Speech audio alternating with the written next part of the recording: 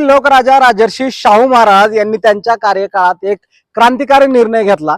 त्या काळामध्ये त्यांनी न्यायालयात एका दलित व्यक्तीची कारकून म्हणून निवड केली। पण त्याला नियुक्ती दिल्यानंतर झालं काय, एक दलित व्यक्ती, एक अस्पृश्य व्यक्ती कामाला आल्यानंतर त्या न्यायालयातलं कोर्टातलं त्याला कोणीच बोले ना, त्याला काही काम सांगे ना, त्याचा स्पर्श करून घ्यायला अगदी त्याला वाईट टाकल्यासारखं झालं।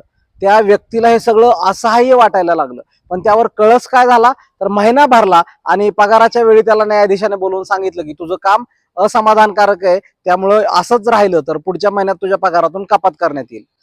पण त्याचा प्रश्न हा होता की त्याला कोण काय बोलतच नव्हतं, त्याला कोण काय सांगत नव्हतं, त्याचा स्पर्शही करून घेत नव्हतं।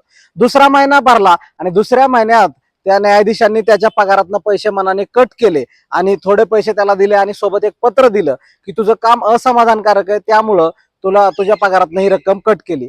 त्याचबरोबर त्या न्यायाधीशांनी एक पत्र लोकराजा शाहू महाराज यांना सुद्धा पाठवलं आणि त्या पत्रात त्यांनी लिहिलं होतं, कारकून म्हणून नेमलेल्या व्यक्तीस काम जमत नाही, त्यामुळं त्याच्या वेतनात आपण कपात करत आहोत। महाराजांनी ते वाचल्यानंतर महाराजांनी न्यायाधीशांना पत्र लिहिलं, जर त्या व्यक्तीला काम जमत नसेल तर त्याचं वेतन कापणे हा दंड योग्य नाहीये, तर त्याला आपण प्रशिक्षण देणं गरजेचं आहे। तुम्ही स्वतः त्याला जातीनं प्रशिक्षण द्या, त्याचा पगार त्याला माघारी द्या आणि त्याला पूर्ण पगार द्या, तो प्रशिक्षित होईल आणि मग तो काम करेल।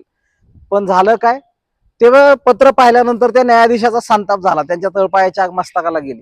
पण शेवटी राजाने सांगितलं होतं, त्याच्याकडे कोणताही मार्ग नव्हता आणि म्हणून त्याला ते गपचूप ऐकावं लागलं। पण त्याने काही केलं नाही, कारण एका अस्पृश्याला काय बोलायचं आणि काय सांगायचं। तिसरा महिना भरला आणि तिसऱ्या महिन्याचा पगार घ्यायला तो कारकून पुन्हा न्यायाधीशांकडे गेला।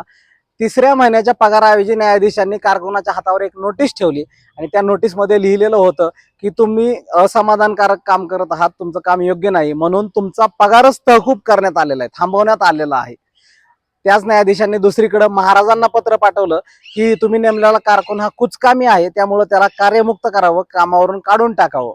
महाराजांनी ते पत्र वाचलं आणि त्यांनाही खूप चीड आली, परंतु तितक्या शांतपणे महाराजांनी काय केलं, पत्र लिहिलं आणि त्या पत्रात लिहिलं होतं की आता आपण स्वतः प्रत्यक्ष जबाबदारी घेऊन त्या कारकुनास कामाचे प्रशिक्षण द्यावे आणि आपण दिलेल्या प्रशिक्षणानंतरही जर तो काम करत नसेल, कुचकामी ठरत असेल, तर तुम्हालाच अकार्यक्षम ठरवून तुमच्या बाबतच मला गंभीर विचार करावा लागेल।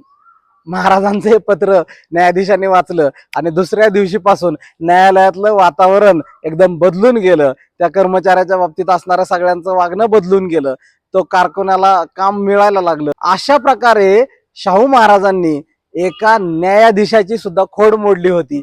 हे शाहू महाराज, इथल्या दीनदलितांना, अस्पृश्यांना व्यवस्थेमध्ये संधी देणारे शाहू महाराज आणि त्यासाठी स्वतः जातीनं लक्ष देणारे शाहू महाराज आजच्या प्रत्येक राज्यकर्त्याला कळले पाहिजेत। राजर्षी शाहू महाराजांच्या या कार्याला मानाचा मुजरा।